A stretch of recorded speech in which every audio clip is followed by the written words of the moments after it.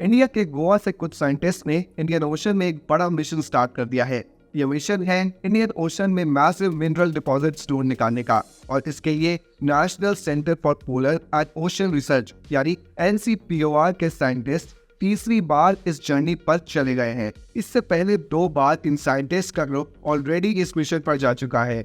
2016 में पहली बार इन्होंने इंडियन ओशन में 15 ऐसी साइट्स आइडेंटिफाई करी थी जहां पर ये मैसिव मिनरल डिपॉजिट्स मिलने के चांसेस बहुत हाई थे। बट इन साइट्स की एग्जैक्ट लोकेशन और इनके साइज का अंदाजा ऑफिस में बैठकर नहीं लगाया जा सकता। ये 5 से 10 किलोमीटर के एरिया में स्प्रेड हो सकती है। इसीलिए इन साइंटिस्ट को इंडियन ओशन में जाना पड़ रहा है और वहां जाकर ये स्टडी करनी पड़ रही है। और इसके लिए नॉर्वे की एक special research vessel RGO searcher का यूज किया जा रहा है, जो काफी एडवांस रिसर्चिंग वेसल है।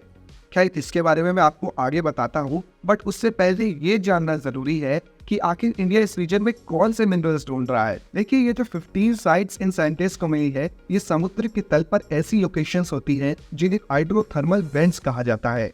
इन वेंट्स के थ्रू अर्थ के क्रस्ट से मेटल रिच फ्लूइड्स रिलीज होते हैं और वो समुद्र के तल पर ही जमा हो जाते हैं। इन्हें कहा जाता है पॉलीमेटालिक सल्फाइड, जैसे कि कॉपर, निकल, जिंक और मैंगनीज।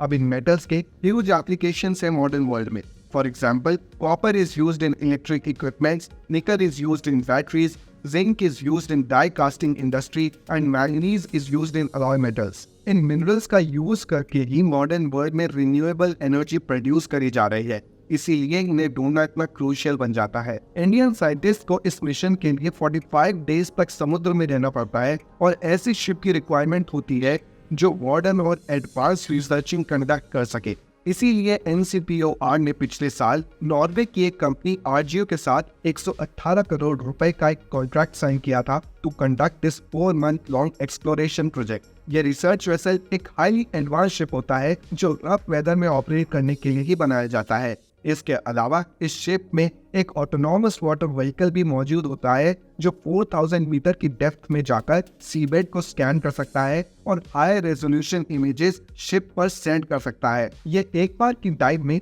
10 टेराबाइट्स का डेटा हार्वेस्ट कर सकता है और इसी डेटा को एनालाइज करके साइंटिस्ट को पता चलता है कि कहाँ ये मिनरल डिपॉजिट्स मौजूद है। देखिए, ये जो एक्सप्लोरेशन प्रोजेक्ट इंडियन गवर्नमेंट कर रही है, ये 4000 करोड़ के बड़े डीप ओशन मिशन के अंडर फॉल करता है, जिसमें गवर्नमेंट के एम्बिशियस प्लान्स है डीप सी एक्सप्लोरेशन के।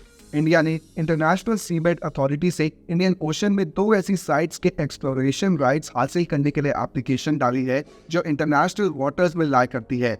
राइट्स मिल जाने के बाद इंडियन गवर्नमेंट यहाँ भी एक्सप्लोरेशन प्रोजेक्ट शुरू कर सकती है। अगर यहाँ पर बड़ी पिक्चर को देखा जाए तो ये जानना जरूरी है कि लैंड पर मिनरल डिपॉजिट्स रैपिडली डिप्लीट होते जा रहे हैं, but on the other hand इनकी डिमांड इंक्रीज होती जा रही है।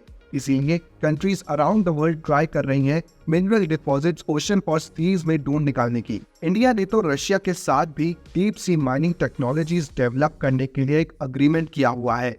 एंड आगे आगे आप देखेंगे कि ये डीप सी माइनिंग की इंडस्ट्री रैपिडली ग्रो करेगी और इंडिया भी अलग अलग कंट्रीज के साथ डीप सी माइनिंग में पार्टनरशिप कर सकता है। एंड हो सकता है कि हमारा India down the line deep sea mining में one of the world leaders निकल कर सामने आए, क्योंकि इस पर काम अभी से शुरू हो चुका है और इंडिया ने डीप सी माइनिंग के ट्रायल्स करना और डीप सी एक्सप्लोरेशन मशीन्स बनाना शुरू कर दिया है, जिसके बारे में मैं आपको किसी आगे की वीडियो में बताऊंगा। With that said, I hope आपको आज की वीडियो में कुछ नया जानने को मिला होगा।